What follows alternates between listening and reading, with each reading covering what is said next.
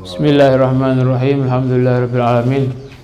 Sallallahu ala sayyidina Muhammadin wa ala alihi washabihi wa barik wa sallim ajma'in. Qala al-muallifu ila an qala wa kana sallallahu alaihi wasallam idza arada an yuwaddi al-jaysh qala astaudi'ullah dinakum wa amanatakum wa khawatima a'malikum.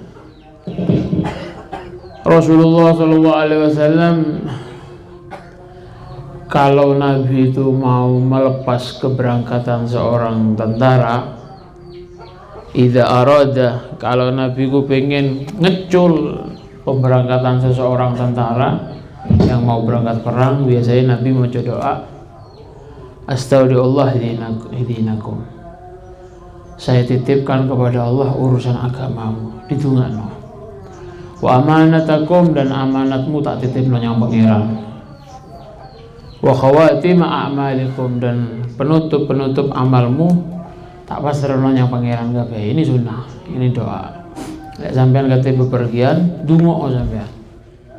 Ya Allah, saya titipkan keluarga saya kepadamu ya Allah. Agamanya mereka, hartanya mereka, urusannya mereka kabeh tak titipno yang sampean ya Allah.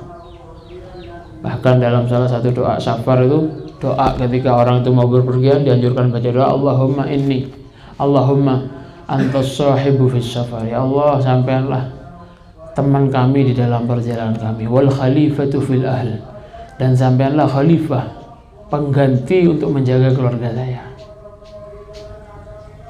wal khalifatu fil ahli wal mal, dan seterusnya. Itu doa kalau mau safar. Titipno yang pengenan astaudi'ullah dinakum. Baik sampean ngomong langsung yang orang yang mau ditinggal, atau sampean donga astaudi'ullah dinahum, ya Allah saya titipkan. Bahasa Indonesia atau bahasa Arab, tak titipno yang sampean ya Allah keluargaku ini kabeh. Innahu la yuhibbu la yukhayyibul wada'i, karena Allah Subhanahu wa taala itu tidak mungkin nyia-nyiakno al-wada'i, titipan-titipan saya dititipkan yang pangeran. Ini sunnah. Wa khawatim a'malikum, kana sallallahu alaihi wasallam idza ba'atha sariyatan aw jaishan ba'athahum min awwalin nahar. Nabi gila ngutus berangkat seorang tentara, diutus biasanya sama Nabi min awwalin nahar, mulai isu dia akan berangkat. Karena apa? Karena li'annahu burika lahu wa li ummatihi fil bukur. Karena Nabi itu pernah ngomong dalam satu hadis, burika li ummati fi bukuriha, katanya. Burika, dibarokai, li ummati, umat-umatku, fi bukuriha, yang dalam isu-isu di pagi-pagi harinya.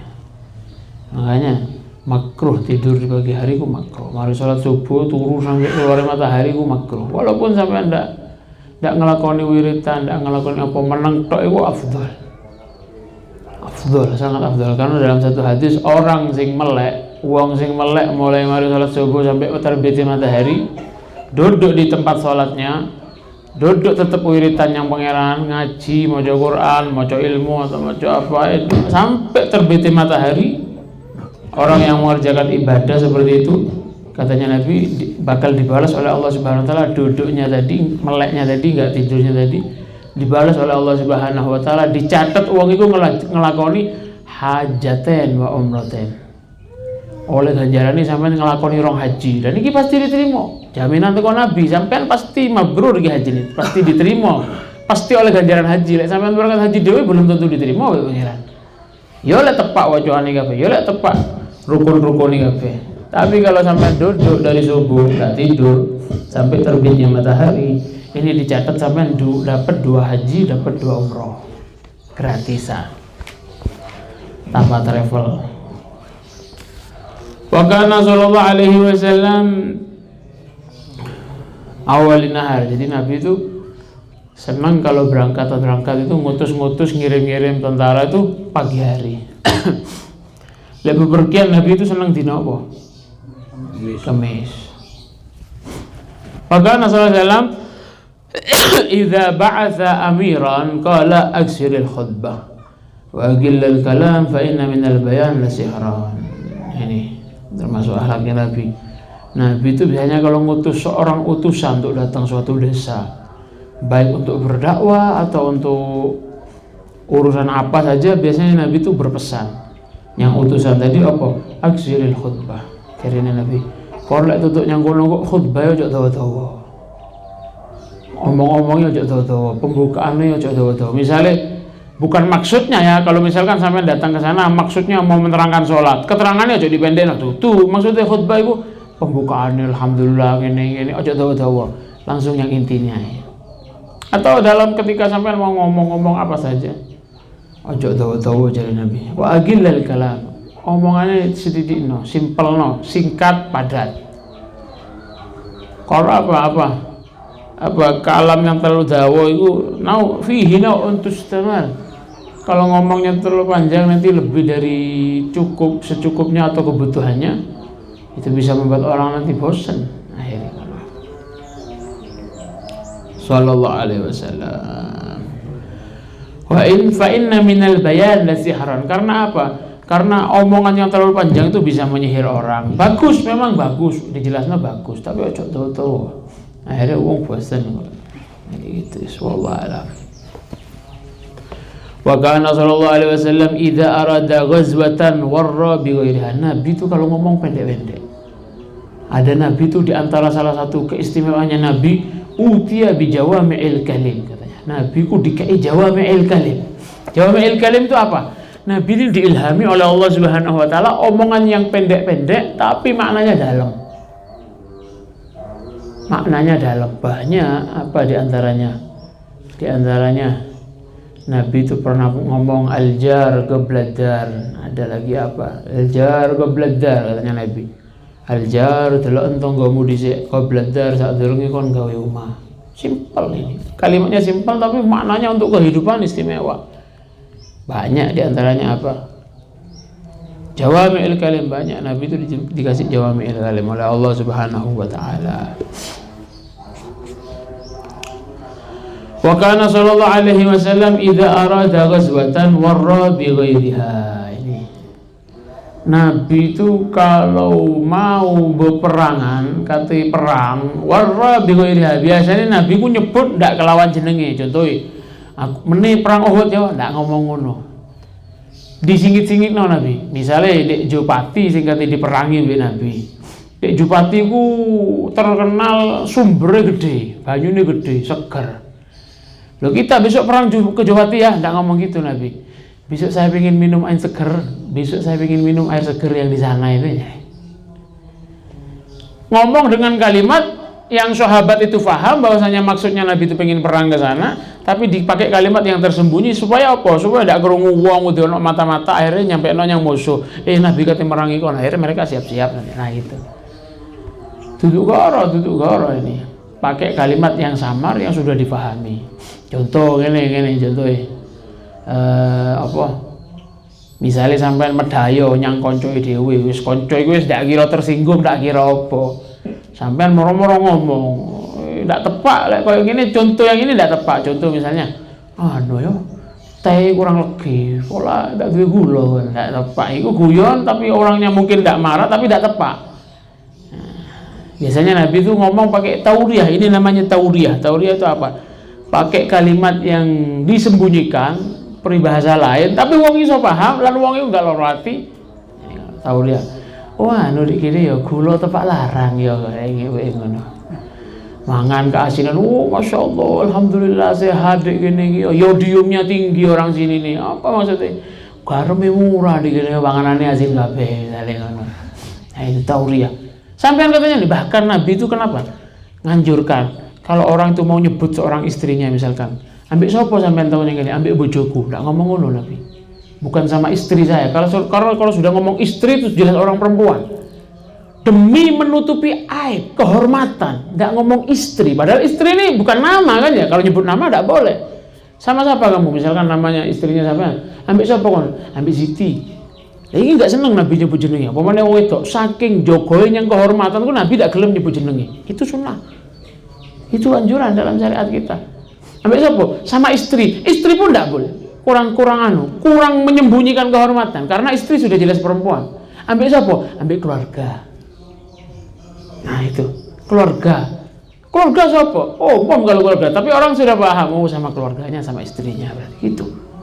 Itu ojo nyingino suarane wong wedoke supaya dikrungu oleh, ndak, ojo suara jeneng ae ndak gelem Nabi, saking menjaga kehormatannya orang perempuan. Jadi gitu. Sama siapa? Oh ini sama Tauriyah, pakai kalimat Tauriyah, disembunyikan. Ambek siapa? Oh iki ambek ibu Umar misalnya. Iki ambek siapa? Ambek ibu anak iki kan. Ambek siapa? Oh ambek keluarga. Jadi gitu. Wa kana sallallahu alaihi wasallam ini yu'jibuhu an yalgal aduwa inda zawali syamsi. Nabi itu senang kalau mau berperang biasanya ngedepi musuh itu tepat siang, zawali syams, ketika sudah zuhur atau setelahnya zuhur. Itu senang Nabi. Apa-apa banyak hikmahnya di sini. Karena apa? Karena waktu zawal itu waktu tuftahu abwabus sama. Zawal itu pintu-pintu langit itu dibuka. Makanya dianjurkan memperbanyak sholat sunnah di situ. Nabi itu pernah ditanya sama Sayyidah Aisyah kalau tidak salah. Nabi itu ditanya, ya Rasulullah, apa sampean qobliya zuhur 4 rakaat, ba'da zuhur 4 rakaat. Dadi 12 rakaat salat zuhur tok iku. Sunnahnya 2 rakaat, tapi paling afdal 4 rakaat. Nabi ini salat 4 rakaat. Ba'da zuhur 4 rakaat. Itu. Apa ya Rasulullah? Dijawab Nabi, karena waktu ini waktu yang sangat dibuka oleh Allah Subhanahu wa taala pintu-pintu langit itu kan. Katanya Kanjeng Nabi. Li'annahu waqtun tuftah fihi abwabus sama. Karena waktu itu waktu dibuka pintu-pintu langit, katanya Nabi. Annahu kana, Nabi itu senang, yastahibbu, sangat senang, an yusalliya, senang sholat ba'da nisfin nahar, setelah separuh siang, setelahnya zuhur, setelah zawal itu. Tanya suatu ketika Sayyidah Aisyah tanya sama Rasulullah, "Araka ya Rasulullah, kula ningali jenengan iki terus apa wis tastahibbu shalah fi hadis, senang sholat di waktu ini ya Rasulullah," katanya. Qala, dijawab Nabi, tuftah fiha abwabus sama. Iya Aisyah, oleh pintu-pintu langit jam-jam sampai ini dibuka oleh Allah Subhanahu wa taala. Wa yanzurullah, dan Allah akan memandang tabaraka wa taala birrahmah ila khalqi. Allah akan memandang kepada makhluk-makhluknya dengan pandangan rahmah waktu-waktu zuhur ini. Wahia sholatun, itu sholat-sholat yang dikerjakan zawal, ketika zawal. Sholatun kana yuhafidhu alaiha Adam, sholat yang biasa dikerjakan Nabi Adam dulu, dikerjakan Nabi Ibrahim, Nabi Nuh, Nabi Musa, Nabi Isa. Rawahu Tirmidzi. Itu makanya sampai wong iku lek pengin lancar rezekine, ojo sampai ndak moco lek mari zuhur la ilaha illallah al-malikul hakul mubin. Siapa orang yang biasa baca la ilaha illallah al-malikul hakul mubin ba'da zuhur, itu termasuk salah satu min agwal asbab, termasuk salah satu sebab paling kuat ngelancarno rezeki. La ilaha illallah al-malikul hakul mubin, la ilaha illallah al-malikul hakul mubin. Ping 100 ba'da zuhur. Itu salah satu sebab yang bisa membuat orang itu rezekinya lancar, kalau orang itu membiasakan baca la ilaha illallah al-malikul hakul mubin, pasrah yang pangeran. Jadi gitu. Wa kana sallallahu alaihi wasallam idza kharaja yaumal 'id fi tariqin raja'a fi ghairihi. Ya Allah. Nah, ini sunnah ya, itu sunnah-sunnah salat zuhur tadi Fatihah dikerjakan. Karena sallallahu alaihi wasallam juga di antara kebiasaannya Kanjeng Nabi, idza kharaja yaumal id, Nabi iki lek metu kate salat id biasane kharaja yaumal id fi tariqin, lewat di satu jalan, wa raja'a fi ghairihi, nanti ketika pulang lewat di jalan yang lain. Misalnya sampean katanya masjid saiki, loh ini sunnah. Kalau mau, bahkan ini dalam segala hal ya, sampean katanya yang masjid itu walaupun duduk sholat id, usaha lewat itu bedokno mbek sing pertama. Nek misalnya sampean teko kene katanya masjid, lewat to gitu, lewat Umay Makandar terus yang lapangannya masjid. Apa? Yang afdal itu kalau mau berangkat ke masjid nyari jalan yang lebih panjang. Mulai nih jalan yang lebih pendek, lek kate sholat id ataupun mau ke masjid dalam hal apapun. Lah ndak nemu jalan ya ndak apa-apa kan, jalan tuh ada kanan kiri, berangkatnya sampai lewat kanan, pulangnya nanti lewat yang kiri. Itu. Nah, itu kalau berangkat ke masjid sholat Id biasanya lewat di jalan yang lain, pulangnya di jalan yang lain.